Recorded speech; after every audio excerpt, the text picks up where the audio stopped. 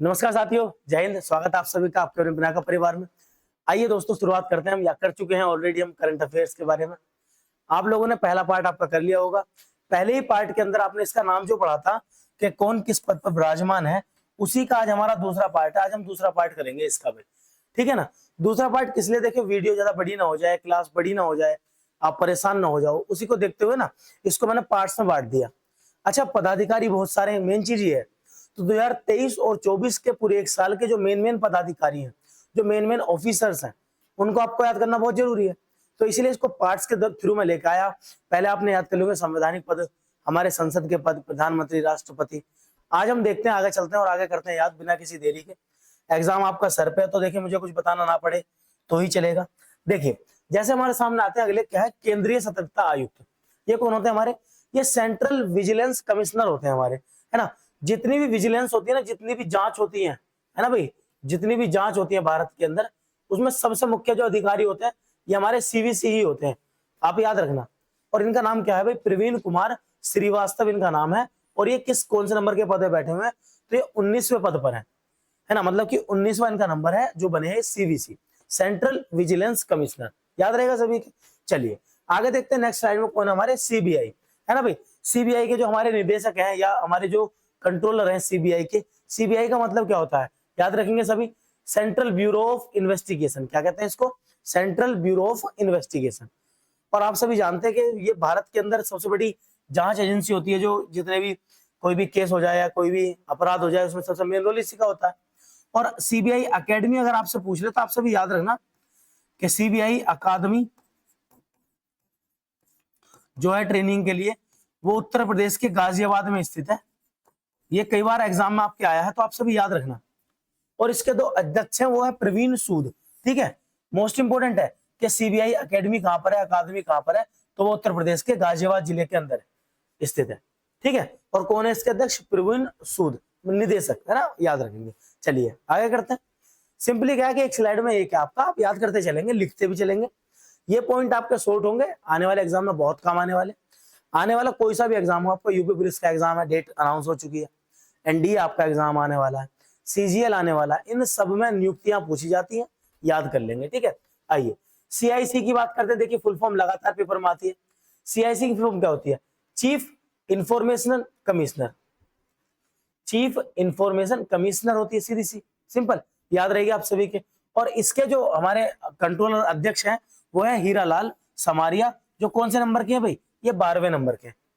Chief election आपके information commissioner जो है, क्या नाम है इनका? हीरालाल समारिया। चलिए आगे देखिए नेक्स्ट आपके कौन आता है? ये हमारे परम आगे किसके? आईबी के। देखो भाई, मैं जांच एजेंसी की बात कर रहा हूँ, जांच संगठन की बात कर रहा हूँ। और आप सभी को पता है कि इंटेलिजेंस ब्यूरो जो है भारत के अंदर, जैसे रो है, इंटेलिजेंस ब्यूरो है, ये सारी कैसी है? जांच एजेंसी है, गुप्तचर एजेंसी है, जो हमारे देश की जो मेन जांच होती है, गुप्त जो खबरें निकालनी होती है, उसमें काम करते हैं।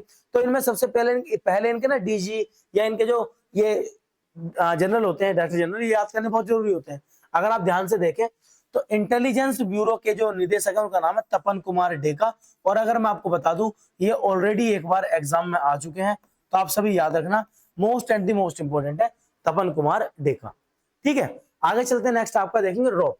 देखिए आप सभी जानते हैं रिसर्च एंड एनालिसिस विंग, ये इसका आपकी फुल फॉर्म भी एग्जाम में आती है, तो आप सभी याद रखना, रो की फुल फॉर्म होती है रिसर्च एंड एनालिसिस विंग, ठीक है भाई। ये आपके एग्जाम में आती है। अच्छा, काम क्या करती है? तो भारत में या भारत के बाहर जितनी भी हमारे गुप्त खबरें होती हैं, गुप्तचरी जो होती है, वो सब इन्हीं के द्वारा की जाती है। याद रखना, बहुत ज्यादा प्रेस्टिजियस, बहुत इंपॉर्टेंट भारत की संस्थाओं में से एक है रो। और इसके जो मेन प्रमुख हैं वो कौन है? चीफ है रवि सिन्हा। रवि सिन्हा इसके चीफ हैं, याद रहेंगे सभी के। आइए चलिए आगे चलते हैं, आगे बात करेंगे राष्ट्रीय जांच एजेंसी। देखिए इसका होता है एनआईए। क्या बोलते हैं इसको? नेशनल इन्वेस्टिगेटिंग एजेंसी, एनआईए के नाम से। ये क्या करती है?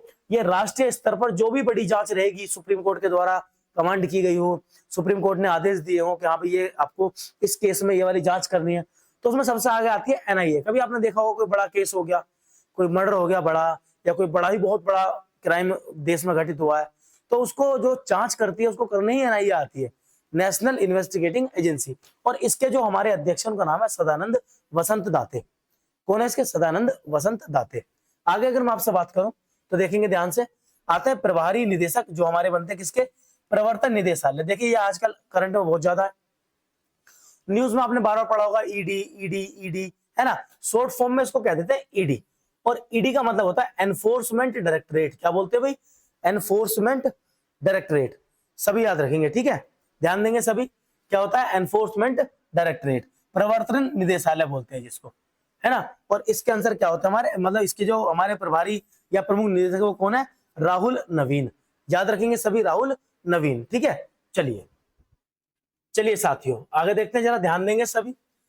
बात करते हैं किसको लेकर के, एनसीबी, है ना। अगला क्या था हमारा, एनसीबी। अगर मैं एनसीबी की आपकी बताऊं तो विगत वर्षों में आपने बहुत ज्यादा इसका नाम सुना है एनसीबी के बारे में, नारकोटिक कंट्रोल ब्यूरो। जरा ध्यान देना, इसका मतलब क्या होता है, नारकोटिक्स कंट्रोल ब्यूरो। कहने का मतलब देश के अंदर जितने भी नशीले पदार्थों को लेकर के जो हमारे यहाँ स्मगलिंग या गैर कानूनी तरीके से जो ये व्यापार होता है, गैर कानूनी तरीके से जो भी व्यापार होता है, इसको रोकने के लिए जो संस्था भारत के अंदर है उसका नाम है एनसीबी, नारकोटिक्स कंट्रोल ब्यूरो। और इस कंट्रोल ब्यूरो के जो मेन हमारे डायरेक्टर जनरल हैं उनका नाम है सत्यनारायण प्रधान। आपने कुछ समय पहले इसका नाम भी सुना होगा, जब बहुत सारे केस सामने निकल गया मुंबई के अंदर, जो ड्रग्स होता है या नशीले पदार्थ होते हैं इनका स्मगलिंग बहुत ज्यादा होती है ना, तो इसको कंट्रोल करने के लिए मेन ही काम कौन करता है, एनसीबी ही काम करती है, आप सभी याद रखेंगे, ठीक है। चलिए आगे चलते हैं, नेक्स्ट आपका देखते हैं जरा एसएसबी। देखिए अब आगे आपके सामने अर्धसैनिक बल, जिन्हें हम बोलते हैं पैरामिलिट्री फोर्सेस। अगर मैं आपको बताऊं पैरामिलिट्री फोर्सेस ये सब कही जाती है सेंट्रल आर्म्ड पुलिस फोर्सेस होती हैं हमारी, जो डायरेक्ट काम आते या डायरेक्ट कंट्रोल की जाती है किसके द्वारा, तो हमारे गृह मंत्रालय के द्वारा ये कंट्रोल की जाती है, याद रखना सभी, गृह मंत्रालय के द्वारा, ठीक है ना। और मेन चीज क्या है कि गृह मंत्रालय में भी इनको कंट्रोल करते हैं हमारे देश के होम मिनिस्टर या गृह मंत्री, ठीक है, याद रहेगा सभी के। और सीएपीएफ के अंदर हमारी कम से कम 6-7 पुलिस फोर्स आती है। आज हम सबके बारे में देखेंगे, चाहे एसएसबी हो, चाहे सीआईएसएफ हो, चाहे सीआरपीएफ हो, चाहे आईटीबीपी हो, चाहे असम राइफल हो, चाहे बीएसएफ हो, ठीक है, आप टेंशन ना ले, ये सारी की सारी सीएपीएफ आप एक एग्जाम देते हैं जिसको हम कहते हैं एसएससी जीडी। और एसएससी जीडी के अंदर इन्हीं फोर्स के अंदर हमें ग्राउंड ड्यूटी के लिए पोस्ट मिलती है। तो आपको ये जरूर याद करनी चाहिए कि कौन कौन सी हमारी सेंट्रल आर्म पुलिस फोर्सेज है। जैसे मैं एसएसबी की बात करूं तो देखिए एसएसबी की फुल फॉर्म होती है सशस्त्र सीमा बल, और इसका काम क्या होता है, सीमा पे सिक्योरिटी देना। लेकिन सीमा भी कौन सी, तो भारत और जो नेपाल की बाउंड्री है तो वो, या भारत और भूटान के साथ जो हमारी बाउंड्री बनती है या सीमा बनती है उस पर जो काम करती है वो होती है हमारी एसएसबी, है ना भाई। ये भी क्वेश्चन पेपर में आता है, भारत नेपाल की बॉर्डर पर सिक्योरिटी फोर्स कौन सी लगती है, तो एसएसबी सशस्त्र सीमा बल, है ना। आप याद रखेंगे दलजीत सिंह चौधरी इसके मेन हमारे फिलहाल के लिए प्रमुख है या निदेशक है ना, आप याद रखेंगे, ये बहुत इंपॉर्टेंट क्वेश्चन आपके लिए है, याद रहेगा सभी के। अगली सीएपीएफ देखेंगे पैरामिलिट्री, हमारे सामने है बॉर्डर सिक्योरिटी फोर्स। आप सभी जानते हो कि सीमा सुरक्षा बल या बॉर्डर पर सिक्योरिटी देने वाला जो फोर्स है हमारी उसे हम बीएसएफ कहते हैं। और इसका जो गठन किया गया था 1965 में, जब भारत पाकिस्तान का युद्ध हुआ तब हमने इसका गठन किया था अपनी सीमाओं की सुरक्षा के लिए। और भारत पाकिस्तान, आप याद रखना सभी, भारत पाकिस्तान साथ में भारत और बांग्लादेश, क्या भारत और बांग्लादेश के साथ जो बाउंड्री देती है या सिक्योरिटी देती है वो है हमारी बॉर्डर सिक्योरिटी फोर्स, ठीक है ना। और इसके फिलहाल के लिए जो कमांडर या प्रमुख है उनका नाम है नितिन अग्रवाल, याद रहेगा सभी कि कौन है भाई, नितिन अग्रवाल, ठीक है। आगे चलते हैं, नेक्स्ट आपकी अगली आती है हमारी सीआरपीएफ। देखिए सीआरपीएफ की फुल फॉर्म आप याद रखें, सेंट्रल रिजर्व पुलिस फोर्स इसकी फुल फॉर्म होती है। और सेंट्रल के द्वारा या केंद्र सरकार के द्वारा देश के अंदर होने वाली असमय की घटनाएं, कोई दंगा है, कोई आपदा है, कोई बड़ा केस है, चुनाव है, ऐसी घटनाओं में जो स्पेशल फोर्स रिजर्व करके रखी जाती है हम उसे कहते हैं CRPF, central reserve police force कहते हैं उसको, ठीक है। रिजर्व की जाती है भारत के अंदर या देश के अंदर होने वाले असमय मुद्दों को लेकर के, है ना। तो ऐसे में सिक्योरिटी देती है सीआरपीएफ। और इसके जो कमांडर हैं उनका नाम है अनीश दयाल सिंह, आप सभी याद रखेंगे। मैं आपको जो बता रहा हूं ना, बार बार क्वेश्चन ये भी पेपर में आता है कि चुनाव के समय पर कौन सी फोर्स सिक्योरिटी में आती है या किस फोर्स को इसका जिम्मा दिया जाता है। तो आप केवल ये याद ना करें कि इसके महानिदेशक सर जी ने याद कराए, तो हम केवल इन्हें याद कर लें, आप इनके कार्य भी याद रखें, पेपर में आते हैं। अब जैसे अगली आ गई CISF, आप नाम पढ़े जरा ध्यान से। नाम बनता है central industrial security force, central industrial security force. अब सिंपल है, सरकार की जितनी भी कंपनी है, मैं अगर सिंपली तरीके से बताऊं तो जितनी भी सरकारी कंपनियां हैं, अब उन कंपनियों में आपकी गवर्नमेंट की मेट्रो भी आ सकती है, गवर्नमेंट के एयरपोर्ट भी आ सकते हैं, है ना भाई, सी पोर्ट भी आ सकते हैं, या सरकार की जितने भी उपक्रम कहते हैं सरकारी कंपनियों को, जितने भी होते हैं उन सब पर इंडस्ट्रियल फोर्स या ये सिक्योरिटी काम करती है, जिसकी कमांडिंग फिलहाल किनके हाथ में है, नीना सिंह जी के हाथ में। ठीक है, मेट्रो है, एयरपोर्ट है, रेलवे स्टेशन है, इन पर सिक्योरिटी देती है कौन, CISF। आगे चलते हैं, नेक्स्ट याद करते हैं भाई, जरा ध्यान देना, सॉरी देखिएगा, आता है कौन हमारे सामने, NSG, नेशनल सिक्योरिटी गार्ड।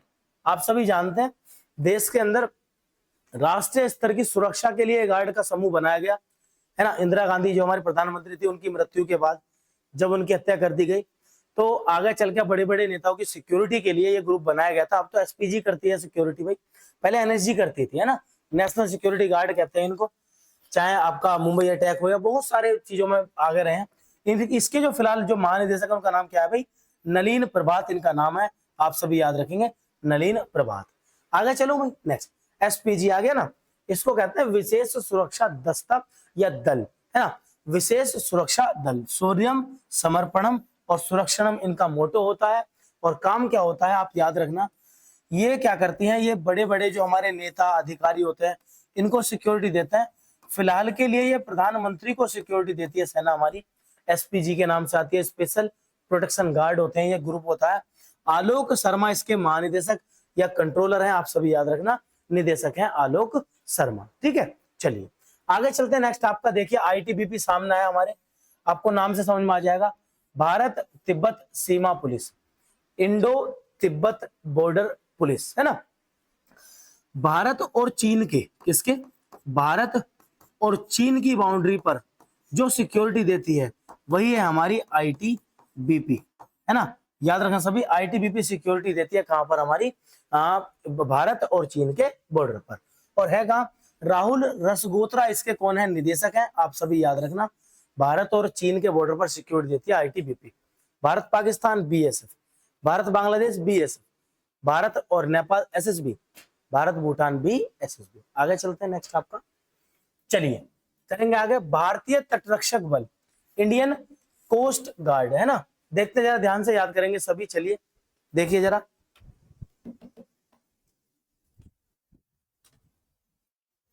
ठीक है भाई। चलो आओ देखो, इंडियन कोस्ट गार्ड की अगर आपसे बात करूं तो देखिए, आप सभी जानते हो ये हमारा गुजरात का हिस्सा है, सभी याद रखेंगे, ये हमारा पूरा का पूरा प्रायद्वीपीय भारत है। और ये जो आप देखते हैं ये वाला भारत जो है हमारा, ये वाला तटीय भारत है, कहने का मतलब ये तट पे है।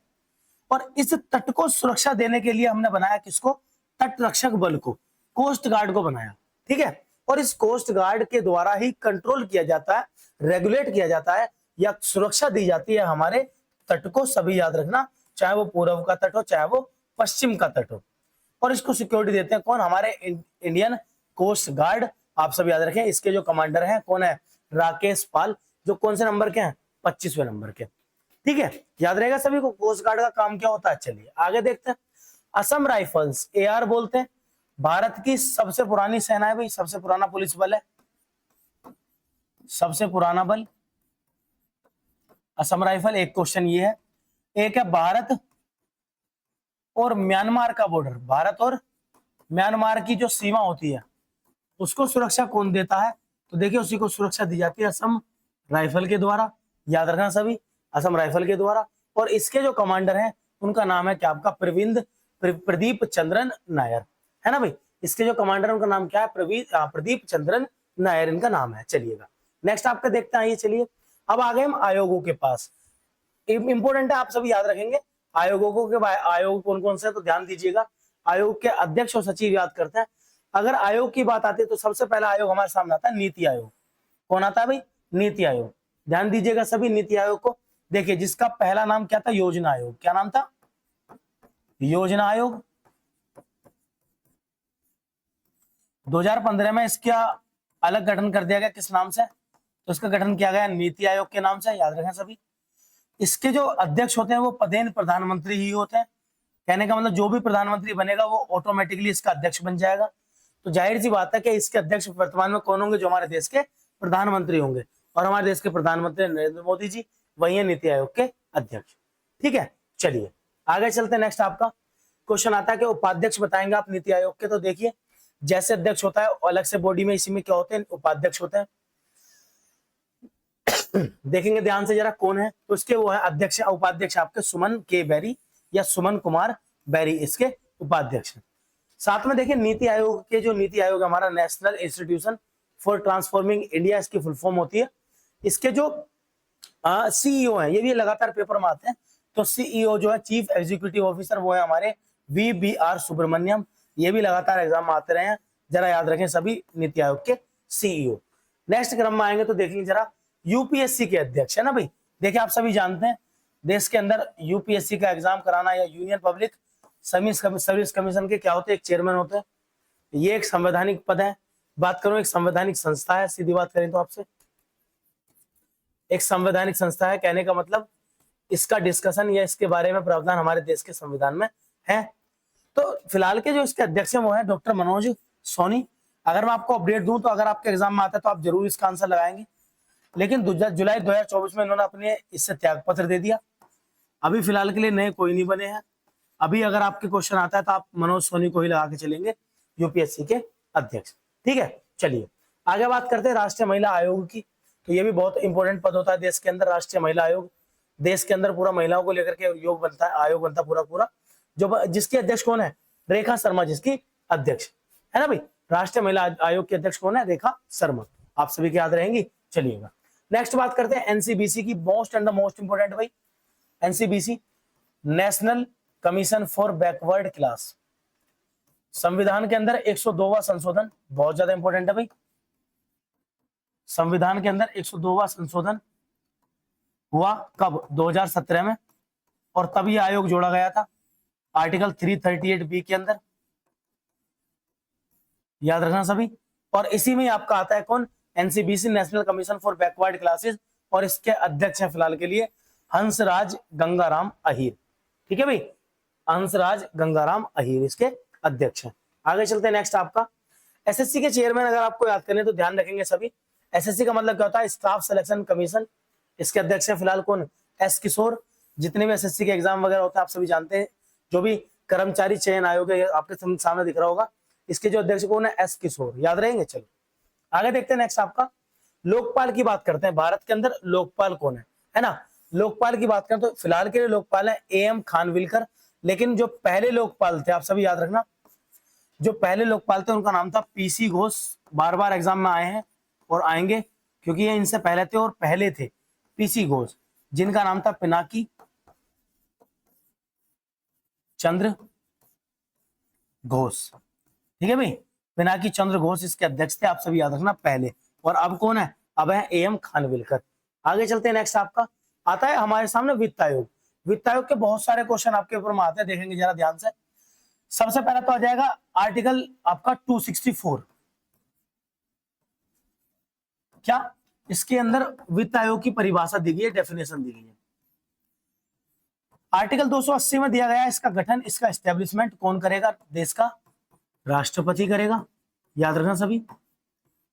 फिर आ जाता है इसका वित्त आयोग का कार्य। कार्य क्या होता है? तो देखिए कार्य होता है इसका देश के और राज्य के बीच में, माने केंद्र व राज्य के मध्य जो टैक्स आता है, जो टैक्स आता है या जो कर आता है, उस कर का क्या करना भाई? उस कर को बांटना, या उस कर का बंटवारा करना, ये कार्य इसका होता है।